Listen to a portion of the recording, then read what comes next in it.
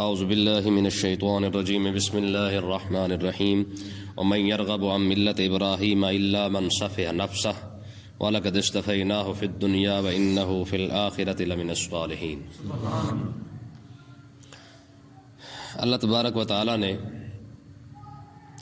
یہودیوں اور عیسائیوں کو یہ حکم فرمایا کہ تم اگر یہ چاہتے ہو کہ دین اسلام تمہارے ہاتھ ہے تو دین اسلام صرف اور صرف وہی ہے جو دین ابراہیمی ہے۔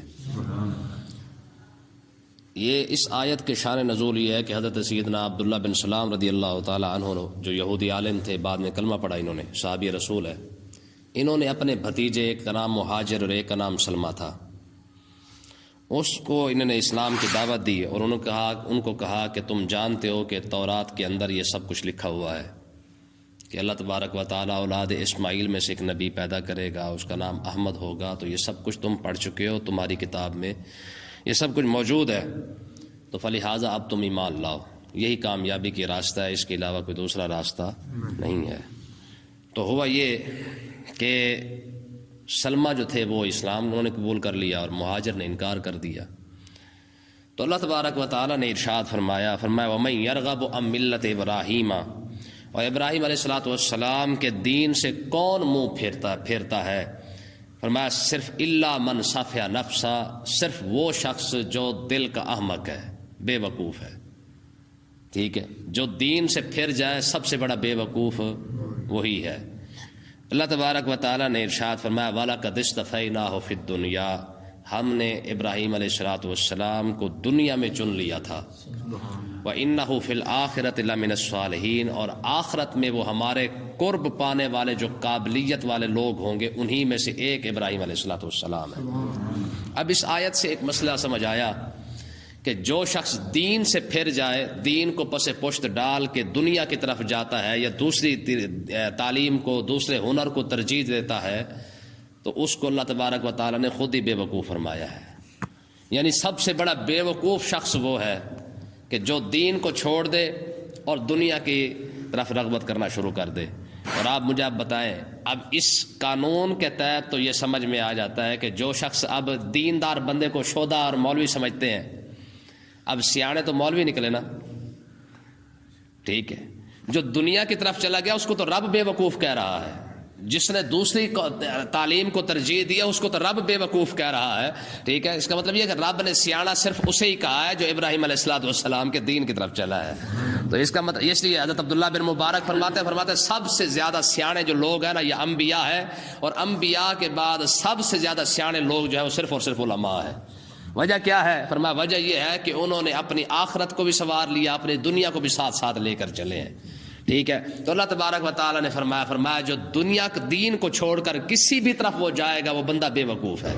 کیوں؟ اس کی وجہ یہ ہے کہ فرمایا کہ ابراہیم علیہ السلام جو ہے ان کو ہم نے ایک معیار بنا دیا، یہودیوں کے لیے بھی، عیسائیوں کے لیے بھی اور مشرکین کے لیے بھی۔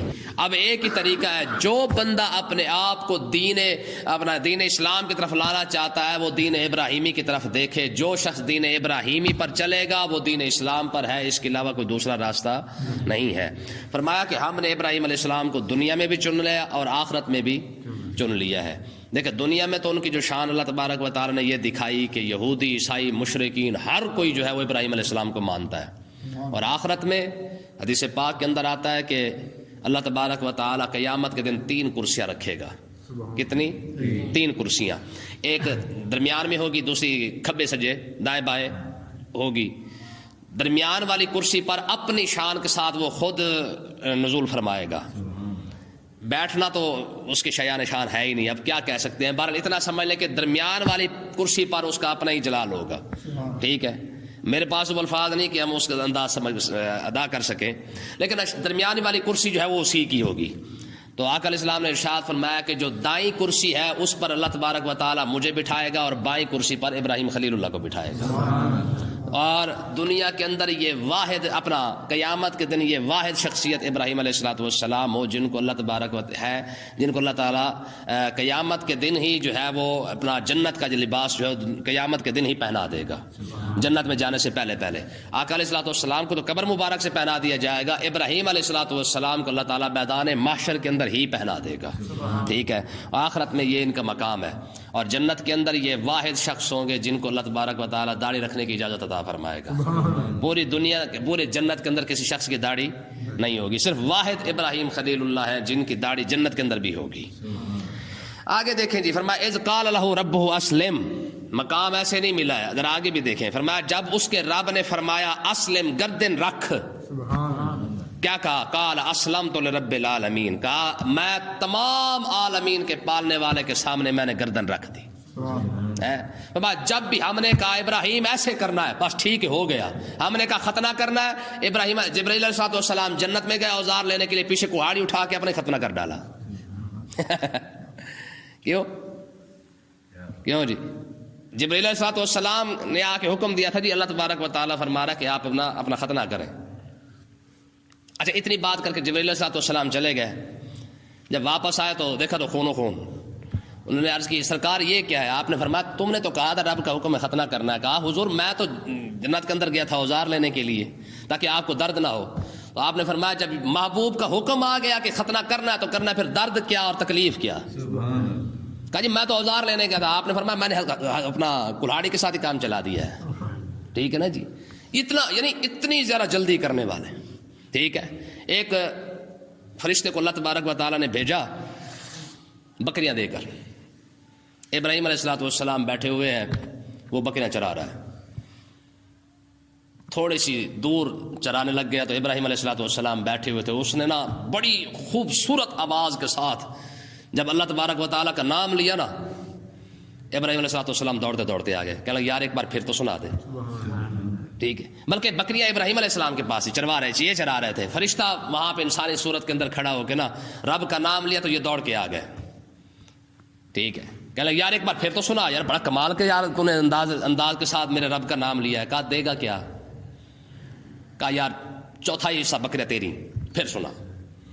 انہوں نے پھر رب کا نام لیا، کہا یار ایک بار پھر سنا۔ کہا کیا دے گا؟ کہا یار آدھی بکریاں پھر تیری۔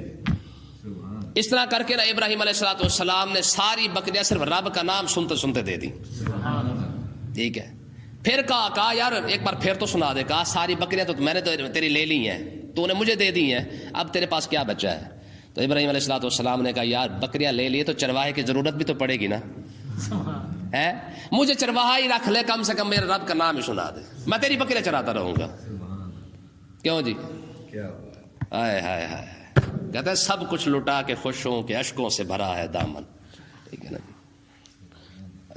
وہ ایک تھا تو کہتے مفت خرید کرے کوئی سانو تے نام لوے سجنا تھا، سمجھے یہ گل دی؟ مفت خرید کرے کوئی سانو، یعنی ہماری قیمت کیا ہے؟ صرف اتنی ہے۔ بولول دانا فرماتے تھے روشن از عکس جمالش عالم امکان ما، یک نگاہ ناز جانا قیمت ایمان ما۔ آپ فرماتے تھے ہماری قیمت تو کائنات کے اندر لگ ہی کوئی نہیں سکتی، ہم تو ویسے ہی جناب والا ہماری قیمت ہے ہی کوئی نہیں، یعنی اتنے قیمتی ہیں ہم۔ ہاں ہماری قیمت صرف ایک ہی ہے، کیا؟ یک نگاہ ناز جانا قیمت ایمان ما، بس ایک مرتبہ کوئی محبوب کا نام لے دے پھر ہماری قیمت لگا لے جیسے مرضی لگا لے، ہماری قیمت اتنی ہے۔ تو کیا کہا؟ قال اسلمت لرب العالمین، مالک میں نے گردن رکھ دی، ٹھیک ہے۔ رب نے فرمایا بھی ہاں بھائی ختنہ کرنا ہے، ایسے کر ڈالا۔ ہاں رب نے کہا جی قربانی کرنی ہے، اونٹوں کو چھوڑ، بکریوں کو چھوڑ، بیٹے کو پکڑ کے جناب ذبح کر ڈالا۔ لوگ بہانے بناتے ہیں نا کہ جناب چلو قربانی کرنی ہے یا جی ماڑا جا بکرا لگا لو، ماڑا جا دمبا لا لو، ماڑا جا جناب لاؤ، یعنی چوڑ چھوڑا کے جی۔ ہاں جب رب کے نام پہ لوگ دیتے ہیں ماڑی سے ماڑی چیز دیتے ہیں، روپیہ رب کے نام پہ دینا پڑ جائے تو ہم ڈھونڈتے ہیں یار اس میں پرانا کون سا ہے۔ ایک مرتبہ ابراہیم علیہ السلام کو فرمایا ابراہیم پھر قربانی تو دینا۔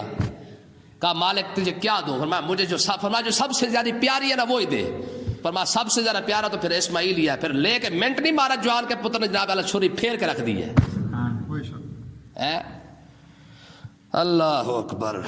ووصى بها ابراہیم و بنیہ و یعقوب، دیکھیں جی اگلی بات دیکھیں، فرمایا ابراہیم علیہ الصلوۃ والسلام نے اپنے بیٹوں کو وصیت فرمائی، اور یعقوب علیہ الصلوۃ والسلام نے بھی اپنے بیٹوں کو وصیت فرمائی، کیا؟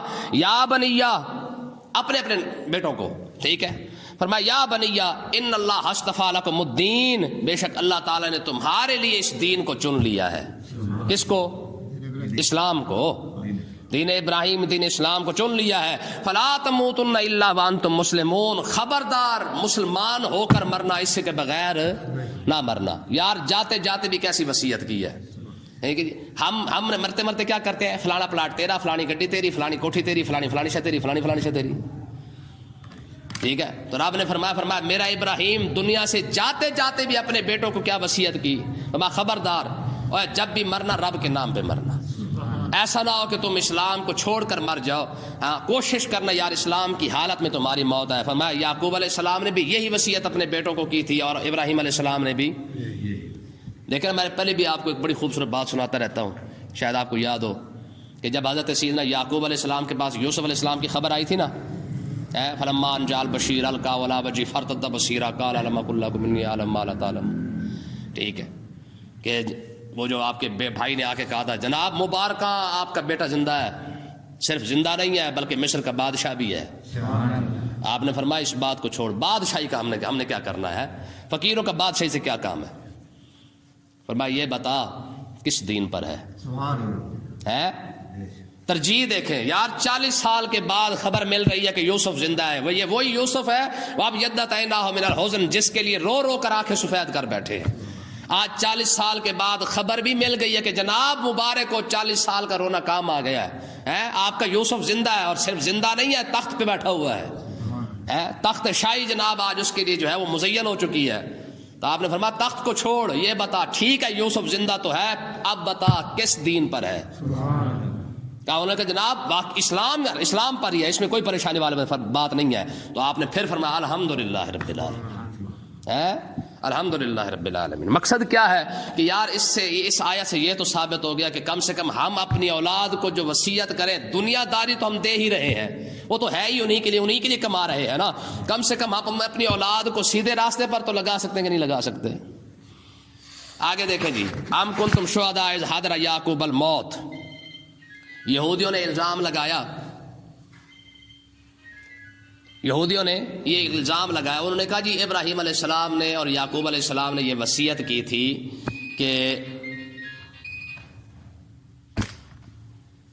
کیا وصیت کی تھی؟ انہوں نے کہا جی ابراہیم علیہ السلام اور یعقوب علیہ السلام نے یہ وصیت کی تھی کہ اپنے بیٹوں کو کہ تم یہودی ہو کے رہنا، یہ یہودیوں نے کہا، ٹھیک ہے بھئی یہودیت پر رہنا ہے، اس کے علاوہ کسی اور دین پر نہیں جانا۔